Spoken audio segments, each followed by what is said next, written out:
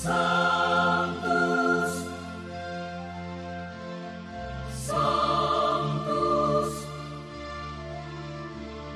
Sanctus Dominus Deus Sabaoth.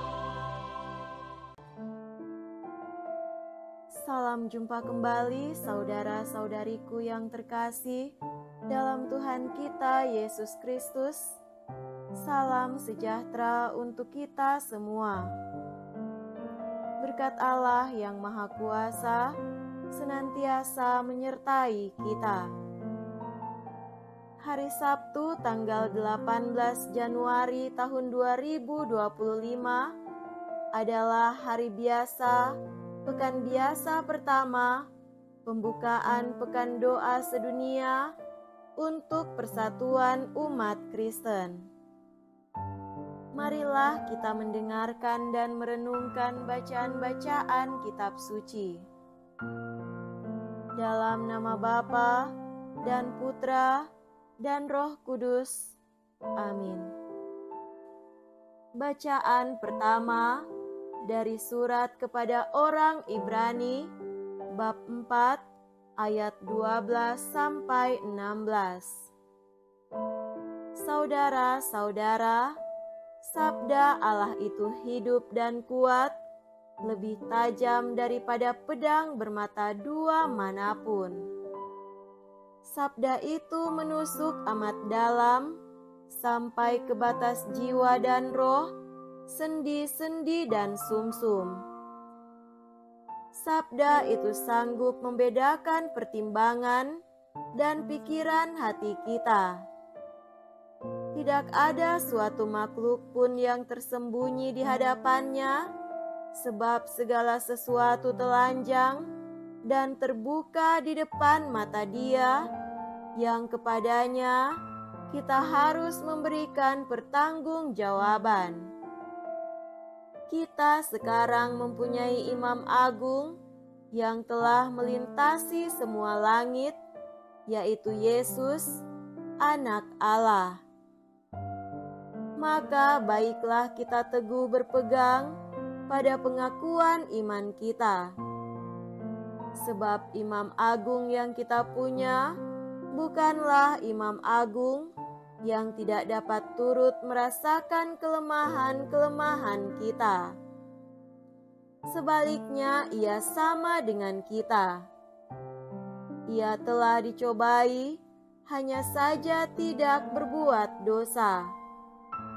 Sebab itu marilah kita menghampiri tahta kerahiman Allah dengan penuh keberanian, supaya kita menerima rahmat dan menemukan kasih karunia untuk mendapat pertolongan pada waktunya.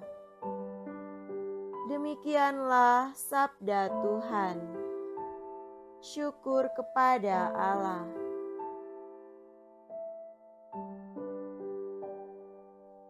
Semoga Tuhan beserta kita sekarang dan selama-lamanya. Inilah Injil suci menurut Santo Markus. Dimuliakanlah Tuhan. Injil Markus bab 2 ayat 13 sampai 17. Sekali peristiwa, Yesus pergi ke pantai Danau Galilea, dan semua orang datang kepadanya. Yesus selalu mengajar mereka. Kemudian ketika meninggalkan tempat itu, Ia melihat Lewi anak Alfeus duduk di rumah cukai.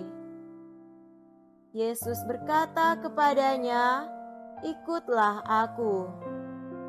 Maka berdirilah Lewi, lalu mengikuti Yesus. Kemudian ketika Yesus makan di rumah Lewi, banyak pemungut cukai dan orang berdosa makan bersama dengan Dia dan murid-muridnya, sebab banyak orang mengikuti Dia. Waktu ahli-ahli Taurat dari golongan Farisi melihat bahwa Yesus makan bersama dengan pemungut cukai dan orang berdosa, berkatalah mereka kepada murid-muridnya, "Mengapa gurumu makan bersama dengan pemungut cukai dan orang berdosa?" Yesus mendengar pertanyaan itu dan berkata kepada mereka, "Bukan orang sehat yang memerlukan tabib, tetapi orang sakit. Aku datang bukan untuk memanggil orang benar, melainkan orang berdosa." Demikianlah sabda Tuhan. Terpujilah Kristus.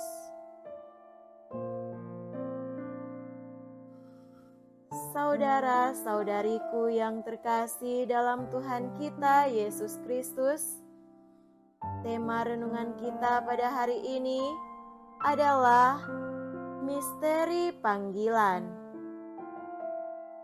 Setiap orang punya rangkaian perjalanan hidup sendiri-sendiri yang dijalani, baik yang direncanakan maupun yang tidak direncanakan. Kadang-kadang kita tidak memahami apa yang kita lewati, sekalipun kita sudah memiliki rencana dan strategi tertentu untuk mencapai tujuan hidup kita. Yang pasti kita menjalani hidup, melakukan pekerjaan kita, menikmati hasil kerja dan tentu bisa menjadi berkat bagi banyak orang. Saudara terkasih, kisah Injil hari ini bercerita tentang panggilan Matius anak Alfeus, sang pemungut cukai. Matius memiliki jalan hidupnya sendiri, sebuah pilihan yang diambilnya untuk menjadi seorang pemungut cukai. Itu adalah sebuah pilihan untuk mengabdi penjajah Romawi dengan resiko dianggap sebagai pengkhianat bangsanya sendiri. Itulah pilihan hidupnya, itulah pekerjaan yang dijalani, itulah resiko yang diambil. Jalan hidup sebagai pemungut cukai adalah jalan hidup pendosa di mata bangsa Yahudi, sebuah pilihan dan panggilan hidup yang tak pantas dijalani karena memihak pada penjajah. Namun, siapa sangka bahwa pilihan hidup itu berubah saat ia membuka diri pada panggilan Yesus. "Ikutlah aku." Kekuatan sabda menarik Matius ke dalam lingkaran para murid dan menjadikan dirinya sebagai manusia baru, bukan lagi sebagai seorang pendosa, melainkan menjadi seorang murid Yesus. Keterbukaan hati Matius untuk berbalik dan meninggalkan pekerjaannya juga merupakan sebuah pilihan dalam menanggapi panggilan Yesus untuk masuk ke dalam keselamatan.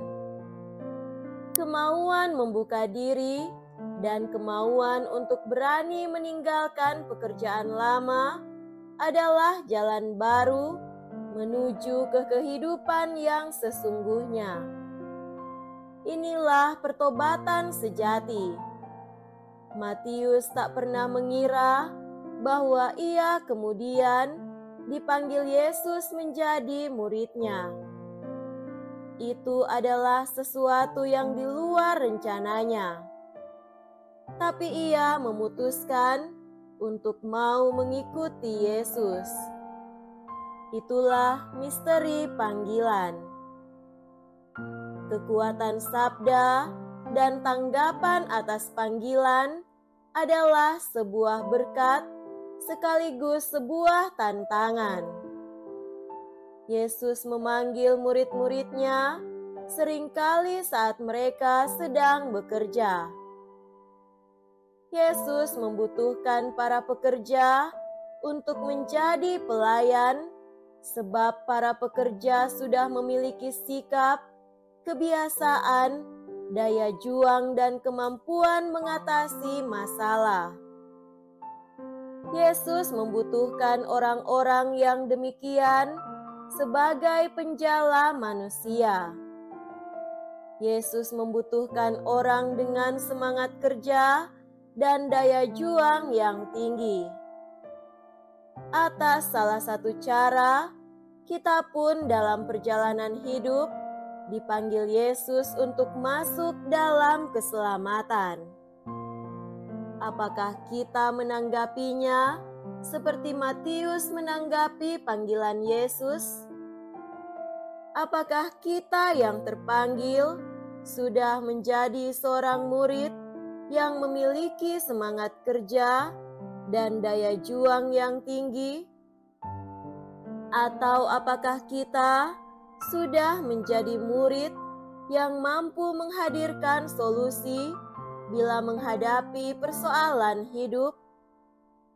Saudara-saudariku terkasih, Tuhan memanggil kita saat kita sedang bekerja. Jangan takut untuk mengikuti Dia. Beranilah menjadi manusia baru melalui pertobatan dan menanggapi panggilan Tuhan dengan sungguh-sungguh, sebab Tuhan kita membutuhkan pekerja-pekerja tangguh di kebun anggurnya. Engkau adalah salah satunya. Maukah engkau menjadi bagian dari misinya?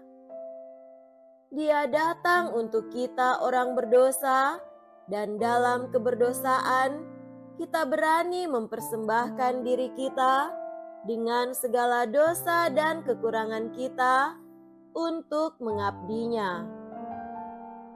Semoga demikian. Amin. Dalam nama Bapa dan Putra dan Roh Kudus. Amin.